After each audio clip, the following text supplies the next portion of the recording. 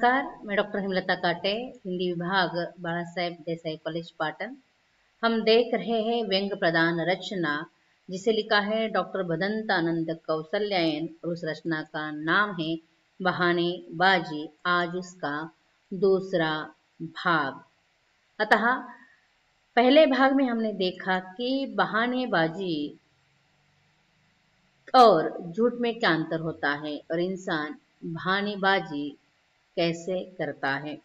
अतः यह बहानेबाजी करने से एक मित्र के उदाहरण से यह बताने का प्रयास किया कि बहानेबाजी लोभ के लिए और अज्ञान में की जाती है। साथ ही साथ अब आगे हम बहानेबाजी किस प्रकार लोभ के लिए की जाती है, इसमें एक कथा है जो है बौद्ध वाङ्मय में। बौद्ध वाङ्मय में बहानेबाजी की एक रोचक कथा है। वह भी ये दर्शाती है कि बहानेबाजी किस प्रकार की जाती है। परंतु अगर बहानेबाजी पकड़ ली जाए तो व्यक्ति का नुकसान कितना होता है, यह बताने का प्रयास बौद्ध वाङ्मय के इस बहानेबाजी की रोचक कथा में हमें मिलता है। पूर्व समय में वाराणसी में ब्रह्मदत्त राजा राज्य करता था। उस समय बोधिसत्व एक ब्राह्मण कुल में पैदा हुए। सयाने होने पर वह बनारस के प्रसिद्ध आचार्य हुए। प्रायः 100 राजधानियों से क्षत्रिय ब्राह्मण आकर उनसे विद्या सीखते थे। यानी वह जब सयाने होते हैं बोधिसत्व तो उनसे अनेक लोग आकर विद्या सीखते थे। ऐसे ही एक जनपद वासी था जिसने तीनों वेद और 18 विद्याएं बोधिसत्व से सीखी थी। दिन में 2-3 बार वह उनके पास आता था, कारण वह वाराणसी में रहता था। परंतु एक बार सप्ताह होने के बाद वो उनके पास आया था। यानी हर रोज आने वाला व्यक्ति 7 दिन के बाद उनके पास पहुंचता है, इसीलिए बोधिसत्व उसे उसका कारण पूछते हैं। तब वह बताता है कि पत्नी के सेवा में लगा था। उसकी पत्नी को वात रोग हुआ है। उसके लिए अच्छे भोजन का प्रबंध करने में समय बीत जाता है, इसीलिए वह 7 दिन में नहीं आ सका। इसका यह कारण वह बताता है। परंतु ब्राह्मणी को कोई रोग नहीं हुआ। वो कुछ काम न करने के लिए ऐसा कर रही है, तब बहानेबाजी कर रही है। कुछ काम न करने का रोग ही उसे हुआ है। यह बात बोधिसत्व उस ब्राह्मण को बताते हैं। इसका उपाय भी वो बताते हैं, केवल कारण नहीं बताते। ब्राह्मणी को वात रोग हुआ है और वह अच्छा अच्छा खाना भी खाना चाहती है, इसीलिए बोधिसत्व जी भांप लेते हैं कि ब्राह्मणी बहानेबाजी कर रही है और वह उस ब्राह्मण को इसका उपाय भी बताते हैं। वह कहते हैं गोमूत्र में त्रिफला और 5 प्रकार के पत्ते मिलाकर उसका काढ़ा बनाओ और उससे जो औषधि तैयार हो जाएगी वह अपनी पत्नी को देना। अगर वह पीने से इनकार करे तो हाथ में छड़ी या रस्सी लेकर उस पर प्रहार करना। इस प्रकार यह बोधिसत्व उस ब्राह्मण को उपाय बताते हैं पत्नी के रोग पर। तब ब्राह्मणी को एहसास होता है कि यानी वह ब्राह्मण औषधि तैयार करता है और अपनी पत्नी को औषधि देने का प्रयास करता है, तो पत्नी औषधि लेने से इनकार करती है और तब ब्राह्मण उस पर छड़ी से प्रहार करता है। तब उस ब्राह्मणी को एहसास होता है कि आचार्य जी को मेरे कुलक्षण का पता चला है, इसीलिए वह उठकर काम करने लगती है। इस प्रकार इस कहानी से हमें पता चलता है कि बहानेबाजी हम आसानी से कर सकते हैं।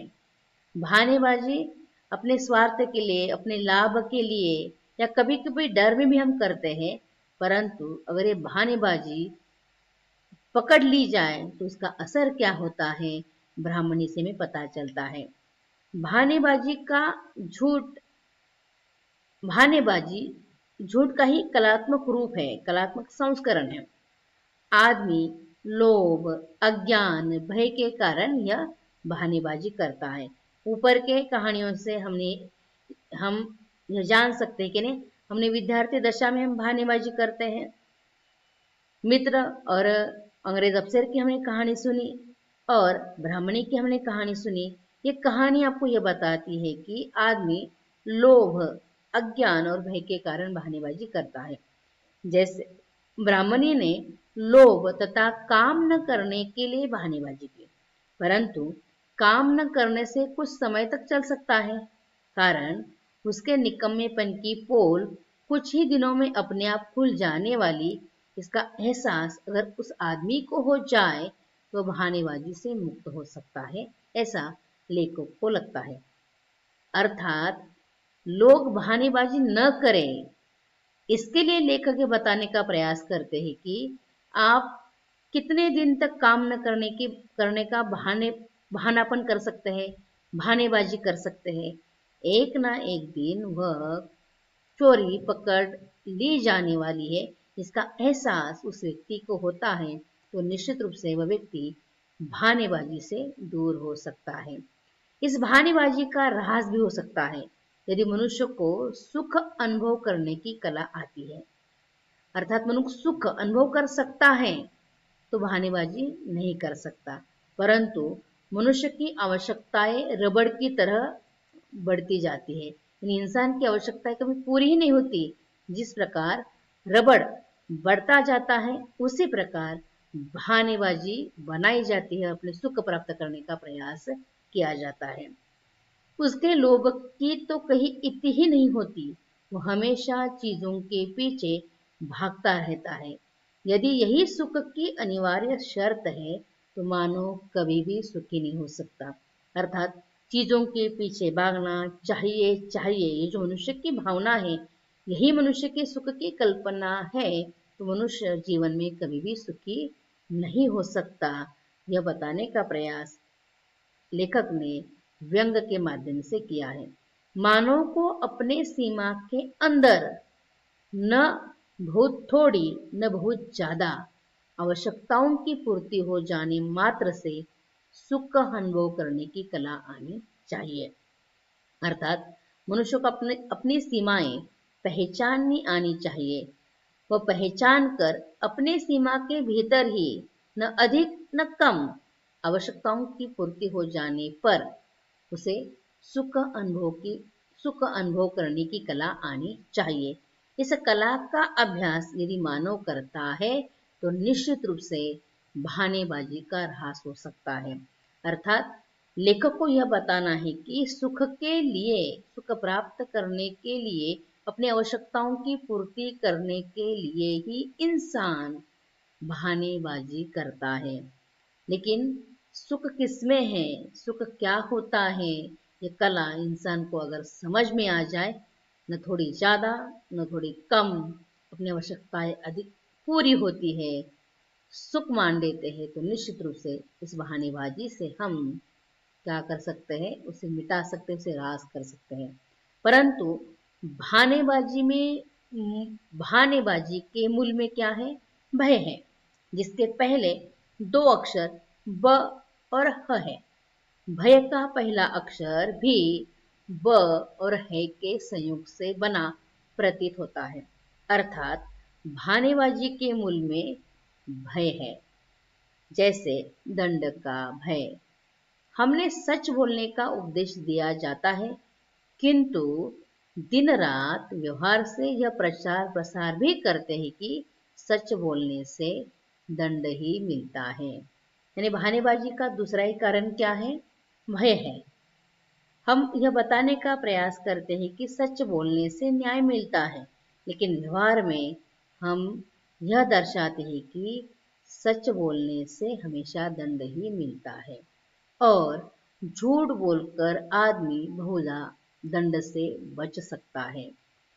नौकर देरी से घर लौटने और विद्यार्थी देरी से स्कूल पहुंचने का सच का कारण सड़क पर होने वाले तमाशे को देखते रहना, यह बताया जाएगा तो निश्चित रूप से क्या होगा? दंड मिल जाएगा। इसीलिए इस दंड से बचने के लिए क्या किया जाता है? बहानेबाजी की जाती है। तभी तो उसे डांट डपट नहीं पड़ेगी। ये विश्वास जब हो जाएगा तब भी बहानेबाजी से काम नहीं लेगा। फिर भी लेखक कहानी के अंत में अपने बहानेबाजी पर व्यंग करते हैं, उनके स्वयं के बहानेबाजी पर व्यंग करते हैं। चाहे कुछ भी हो जाए, अपनी बात मनवाने के लिए इंसान बहानेबाजी करता ही रहेगा। जैसे लेखक इतनी देर से बहानेबाजी पर इतनी बातें कर रहे हैं, अनेक कहानियां बताई, बहानेबाजी क्यों की जाती है, बहानेबाजी से किस प्रकार मुक्त हो सकते हैं, बहानेबाजी का किस प्रकार ह्रास हो सकता है। न जाने कितनी देर से लेखक बहानेबाजी पर बात कर रहे हैं। इसलिए वह यह स्वीकार करते हैं कि इंसान अपनी बात मनवाने के लिए बहानेबाजी करता ही रहता है। इस प्रकार प्रस्तुत व्यंग में लेखक ने इंसान के बहानेबाजी के स्वभाव पर व्यंग किया है। और वो बहानेबाजी हम क्यों करते हैं? अज्ञान में करते हैं, लोभ में करते हैं, भ्रम में करते हैं, भय में करते हैं आदि। चाहे बहानेबाजी का कौन सा भी कारण क्यों न हो, वह मनुष्य के स्वभाव के साथ जुड़ी हुई एक बात है, इसे हमें स्वीकार ही करना पड़ता है। इसलिए इंसान लाख कोशिश करने पर भी बहानेबाजी से मुक्त नहीं हो सकता। यह बताकर भदंत अनंत कौशल्यायन ने मनुष्य के इस बहानेबाजी पर व्यंग किया है। आपने ध्यान से सुना, धन्यवाद।